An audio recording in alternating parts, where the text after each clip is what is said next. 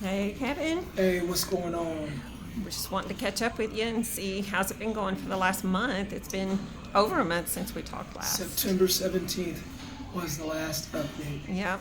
and I've been slacking off because I've been kind of busy. But You've had a lot going on. had a lot going on. Yeah. It's nice to be back in front of the camera. Anyway, I guess we're going to talk about today's workout. Yeah, today's workout was a big deal. So, what'd you do today? Well, did my typical Sunday workout, which is back squats with a barbell, seated rows with the cable pulley machine, and hypers for your glutes and hamstrings and back. And it had been quite a while since I had actually done squats on a day like today because I've always needed the supplemental oxygen. And sometimes it gets in the way. Wearing the tubing and managing all that just gets to be a pain in the butt.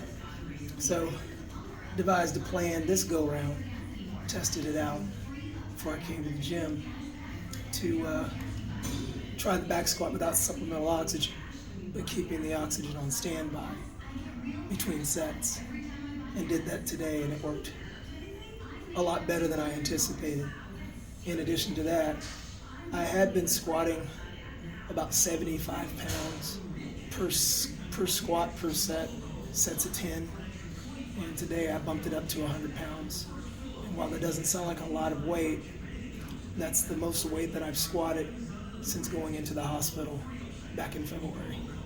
I would say my PR for back squats when I was doing them regularly and what I would consider heavily was right around, I think 365, somewhere in that neighborhood was my personal record for a back squat. And I was able to do, I think, 5 repetitions on those. So And all of that today, your PR was off oxygen, off supplemental that was oxygen. off supplemental oxygen. I would do the set and sit and recover and get on the oxygen during that time. Heart rate would jump up to about 135, I think maybe 140 once, and sets would dip. Yeah, it sounds scary on paper, but down to about 71, 72 at the lowest, and then it would rebound back up to about 90, 92, 93. And then I'd do another set, but I kept it limited to 3 sets of 10. It was good. I'll take it. Yeah, because there was a time when you would be on your supplemental oxygen doing these movements, and your sats would dip that low Yeah, on the oxygen. On So supplemental oxygen. this is a big deal. it is. So Excellent. I'll take it. Part of it is, I've got to kill my ego Sure. because I'm not where I was before all this happened. But I'm definitely not. I'm definitely not where I was at the start of all this. Right. So, Yeah. And I think we've just talked about it kind of in passing that you are stronger now than before you went into the hospital because you kept getting weaker before your final trip to the hospital that time back in February. Yep. Yeah. So you're stronger now than you were before. So Sorry about that. good stuff. Okay. Voice is getting stronger. And since we got the camera rolling, I guess we could talk a quick blurb about the last 6-month pulmonologist follow-up with Dr. Patel. Yeah. That was, what was that, like October 7th or something like that? Yeah, it was earlier this month. Early this Yeah. month. Yeah, I went to the pulmonologist for a 6-month follow-up and had my second pulmonary function test. First one was in April of this year. Here we are in October. And that's really what I wanted to talk to you about, the pulmonologist visit. Really wasn't anything major. We didn't really do anything, but the PFT was significant in that the very first one showed 43% lung function, which sounds really scary, and it is.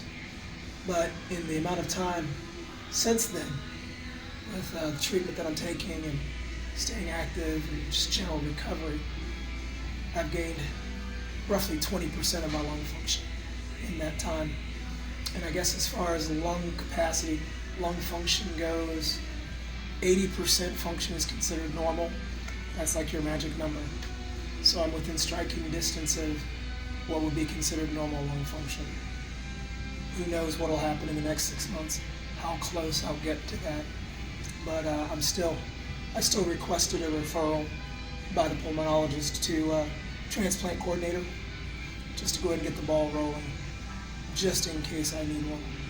But I'm going to keep working and see how much I can recover from these old lungs of mine in the time that I've got between now and over 6 months from now will be April, next April, and see what happens. Yeah, because I had predicted that by the time you have your next pulmonary function test, probably in 6 months, that you would probably be looking at closer to 70%, where this time you were at 60. So I'm predicting another 10% increase in lung function. That'd be nice.